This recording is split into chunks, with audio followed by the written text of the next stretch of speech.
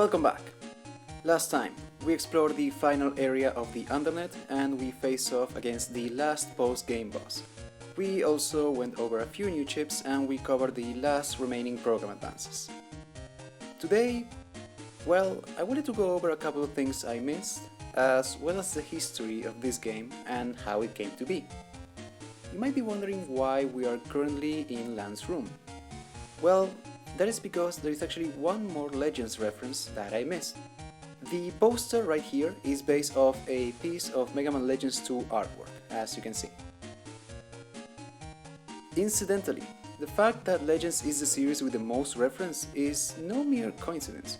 In fact, the team behind the game had also been part of the Mega Man Legends development team. In an interview with Inside Games, around 10 years after the release of Battle Network 6, they provided some very interesting information regarding the development of Battle Network that I would like to share with you. Initially, the team was tasked with creating a horror game that was intended to be a launch title for the GBA. Their original idea was a game that will have a wearable device that will link a player's heartbeat to the game. They described it as a, quote, having fun while your heart pounds type of horror game. Unfortunately, the mechanics that would make that possible would end up being too complex for the team, so that idea was scrapped. Around that same time, the popularity of card games began to rise, and that served as an inspiration for the team to create a game with cards as the main gameplay mechanic. It was also decided from the start that the Rockman IP would be used, therefore mixing both the action elements from the Rockman series with a card game. The cards would end up being replaced with the battle chips, and the team wanted to de-emphasize the action element by making a Mega Man game with no jumping. Their intended goal was to, quote, make a game where a kid who is not great at the action can rely on strategy instead and win. The initial pitch sent to the publishers and Capcom executives on January 31st, 2000 outlined 3 versions of the game, each with its own protagonists. Versions B and Z would release first, and they would focus on 2 twins named Seimai Kazumi and Rodo Kazumi, each with their own weapon, a buster and sword respectively. These 2 versions would play off each other.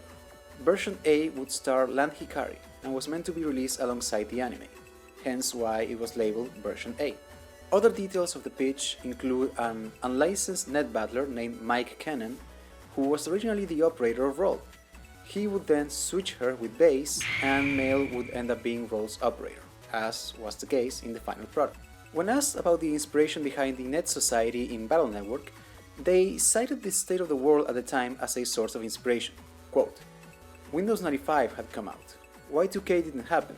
The worldview had really become one of computer networks. They were going for a theme that would reflect a probable near future. They wanted the target audience to get an impression that if a Net Society would exist, it would look similar to this. Other pieces of media that serve as inspiration for the game include The Matrix, Digimon Adventure R Wargame, the Shaman King manga, specifically for character designs and art, and the game Yu-Gi-Oh! Duel Monsters 2, Dark Duel Stories. Once they decided on the setting, the next step was to design the battle system. Though they had a specific goal in mind when it came to the gameplay mechanics, the original test build was considerably different to the end results. Early screenshots show what was described as a tug-of-war mechanic. The combat worked by damaging your opponent, which would cause a gauge on top of the screen to fill in the player's favor. Taking damage would cause that gauge to fill out in the opposite direction. The battle would end either by completely filling the gauge in either direction or when the time ran out. This combat system was eventually scrapped due to how the game flow was deemed bad. The combat gauge would eventually be replaced by the custom gauge. Another major change is that the default buster shot was not originally implemented. Instead, the game had a dual chip system that would allow you to assign battle chips to the A and B buttons. Some screenshots show what would appear to be a gauge next to the B button. This may imply that the chips worked on a timer or that they had multiple uses when assigned. Further details about the test build were provided by Masahiro Yasuma, one of the game designers. Apparently, the player would start at the school.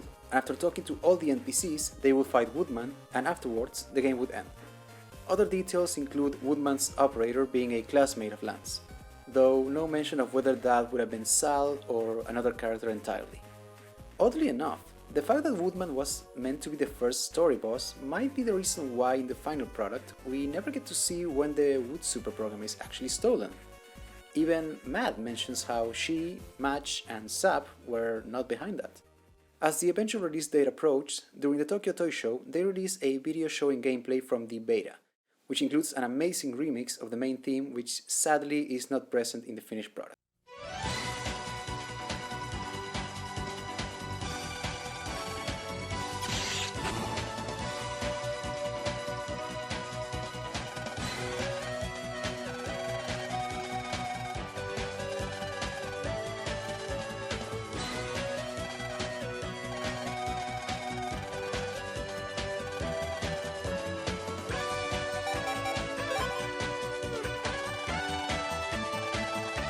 Aside from that, in the trailer you can see AC/DC Town, the Oven Network, the school, and we also get a very brief glimpse of the internet, which, in my opinion, looked better than the final version.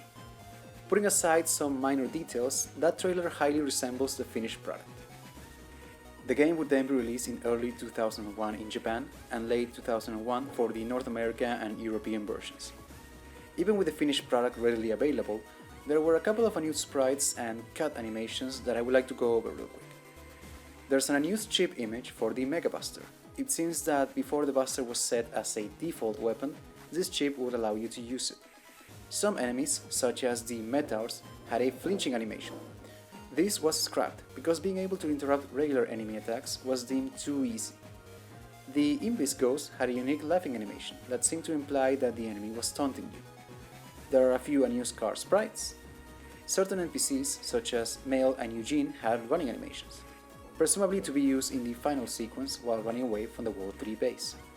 Woodman had a set of mugshots and an overworld sprite from when he was supposed to be the first boss of the game. There is an alternate version of the girl NPC, and Mega Man himself has a bunch of unused sprites. Moving on to something else entirely. One thing I never mentioned is a couple of NPCs in Dentown, a mother and a little girl. If you speak to either, you learn that they are looking for each other. This seems like another side quest. However, even if you talk to the mother after finding the daughter, and vice versa, nothing ever comes of it during the main story. That is until the end credits section, in which they finally reunite, presumably thanks to Eugene. Now, to end things, I want to show you what our library looks like. We have all 175 chips, but we are actually missing one. This particular chip was only obtainable through a Japan-only event. Now then, since it's been more than 20 years since that took place, that is clearly not an option. Supposedly, in the upcoming Legacy Collection, this chip, alongside a few others, has been made available. But as of the date of this recording, the only possible way to obtain this chip is through a cheat code. So, bear with me for a moment.